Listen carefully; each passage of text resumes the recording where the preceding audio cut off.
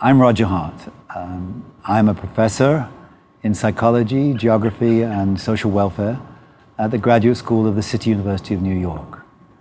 I coordinate a research group called the Children's Environments Research Group at that university.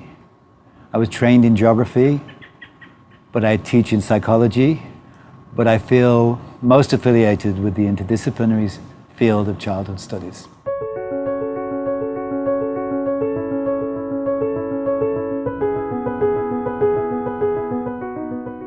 Welcome to my exp.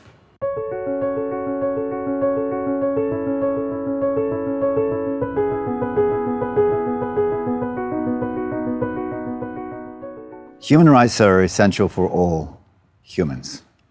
Children are probably the last phase of the Enlightenment in terms of getting their rights recognized. Women only recently got their rights broadly recognized. It takes time, of course, for those rights that are recognized in a convention to take hold in any society. The United Nations Convention on the Rights of the Child was launched in 1989 after a 10-year drafting process. It was rapidly ratified all over the world, and in fact became the most universally ratified convention in history. It's ironic that I'm speaking to you from New York because the United States is the only place that hasn't ratified the UN Convention on the Rights of the Child.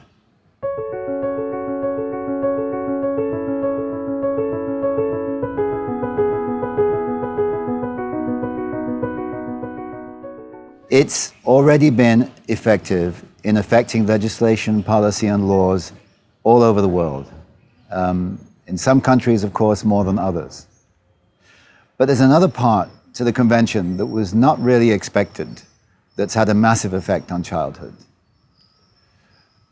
There are articles on provision and protection, as you would expect, but there are also articles in the convention on participation, on the rights of children to be participating in society actively, to have a voice, to have information, to be able to collectively gather. All of these rights have been recognized.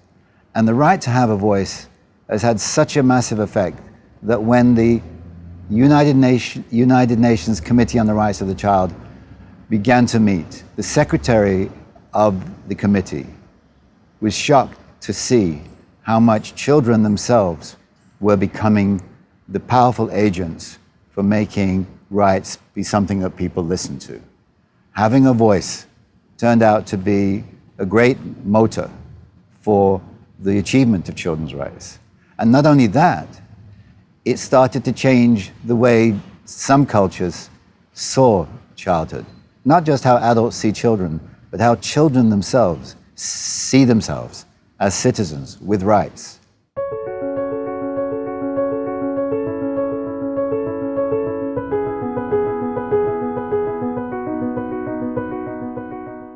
Well, I was lucky after the UN Convention was ratified to be asked to travel to some of these countries to see what was happening. And Brazil and the Philippines had just come out of dictatorship at the same time as the UN Convention was launched. And so many of the rights that people had been waiting for were now being championed by children. And so children became the cutting edge in Brazil and the Philippines of human rights talk. And it was amazing to meet street children who had always had a kind of brash confidence on the street, but now were seriously seeing themselves in a different light. They weren't seeing themselves at the bottom of the ladder anymore. They were seeing themselves as citizens like everybody else and feeling that they had a right to talk about their rights. And it was a revolutionary change in consciousness that I've seen again and again all over the world when children learn about their rights. And so, those are the two dimensions for me of why the children's rights are important. One is because it enables us to articulate policy, law, and legislation to protect and to provide for children, but also because it recognizes children not as citizens in waiting, but as citizens from birth. Obviously, only in some dimensions, gradually being able to exercise those rights, but nevertheless, as citizens with rights. And it's a radical change that not everybody's aware of. And it's very disappointing to me that in the United States I have to work in this country that doesn't recognize children's rights.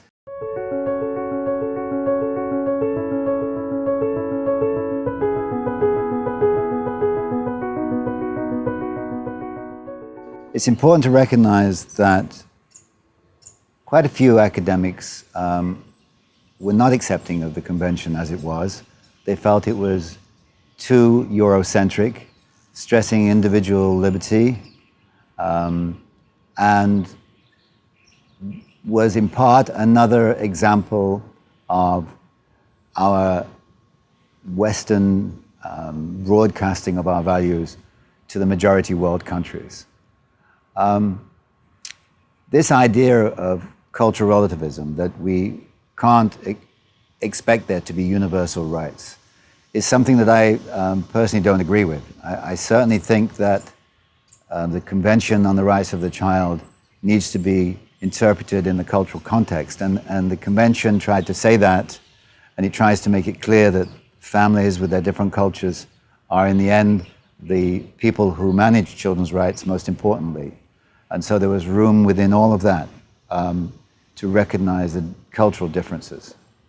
But the reason that I believe in the universality of this document is that it's only when individuals have a right to protect themselves and to speak out, to have agency, to have a voice, that we could expect them to truly, fully be able to achieve their rights. I remember arguments right after the launch of the convention when these Western academics started to become critical, meeting some child rights advocates and lawyers. For example, Savitri Gunasekari, a well-respected lawyer in Sri Lanka in South Asian cases of children's rights. She was absolutely certain that within the first few years, the UN Convention on the Rights of the Child was already dramatically helping children be protected from harm.